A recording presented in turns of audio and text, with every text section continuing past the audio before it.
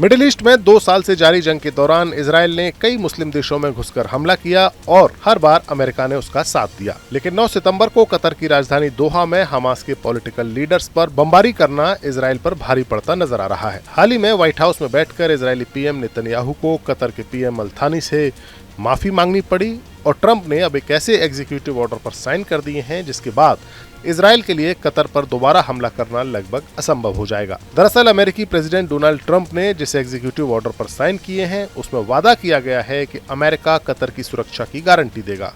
सुरक्षा की इस गारंटी के बाद खाड़ी के देश कतर पर दोबारा हमला होने पर जवाबी मिलिट्री एक्शन लिया जाएगा। इस तरह की सुरक्षा की गारंटी अमेरिका ने बस नेटो के सदस्य देशों को दी है जिन पर हमला अमेरिका पर हमला माना जाता है। व्हाइट हाउस की वेबसाइट पर बुधवार को अपलोड किए गए इस ऑर्डर पर 29 सितंबर की तारीख लिखी है। यह आदेश इजराइल के द्वारा कतर में हमास के नेताओं पर निशाना बनाकर किए गए अचानक हमले के बाद ट्रंप के इस एनर्जी रिच कंट्री कतर को आश्वस्त करने का एक कदम दिखाई देता है, क्योंकि कतर गाजा पट्टी में युद्ध को लेकर इजराइल के साथ युद्ध विराम पर हमास के साथ मध्यस्थता कर रहा है और अमेरिका का इस इलाके में सबसे खास सहयोगी है। ट्रंप के इस एग्जीक्यूटिव ऑर्डर में दोनों देशों के घनिष्ठ सहयोग और साझा हितों का हवाला दिया गया है और बाहरी हमलों के खिलाफ कतर की सुरक्षा और क्षेत्रीय अखंडता की गारंटी देने का संकल्प लिया गया है। इस आदेश में कहा गया है कि संयुक्त राज्य अमेरिका यानी यूएसए कतर के क्षेत्र, संप्रभुता या महत्वपूर्ण बुनियादी ढांचे पर किसी भी सशस्त्र हमले को अमेरिका की शांति और सुरक्षा के लिए खतरा मानेगा।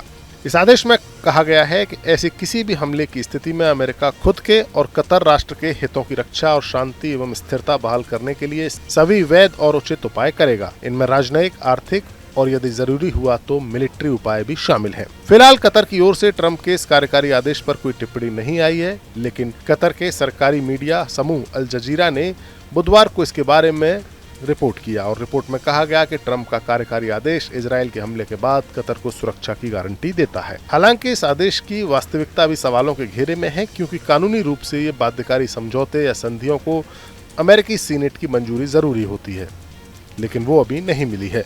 हालांकि इससे पहले अमेरिका के राष्ट्रपतियों ने सीनेट की मंजूरी के बिना ही कई अंतर्राष्ट्रीय समझौते किए हैं। राष्ट्रपति बराक ओबामा ने साल 2015 में ईरान के साथ जो न्यूक्लियर समझौता किया था वो भी सीनेट की मंजूरी के बिना किया था। इसके साथ ही अमेरिका की तरफ से मिलिट्री एक्शन का फैसला भी राष्ट्रपति के हाथों में ही होता है।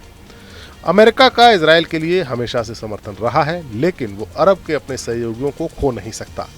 ट्रंप ने कतर के लिए दिखाए गए समर्थन से नेतन्याहू को एक सीधा सीधा मैसेज गया है। ट्रंप के दबाव में ही उन्होंने कतर से माफी तक मांगी है और अब ट्रंप के ऑर्डर के बाद कतर पर हमला करना इजराइल के लिए मुश्किल हो जाएगा। Bureau report, news nation.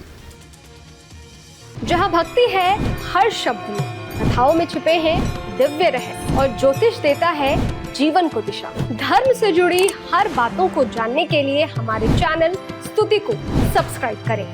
Channel पर जाने के लिए इस लिंक पर क्लिक करें।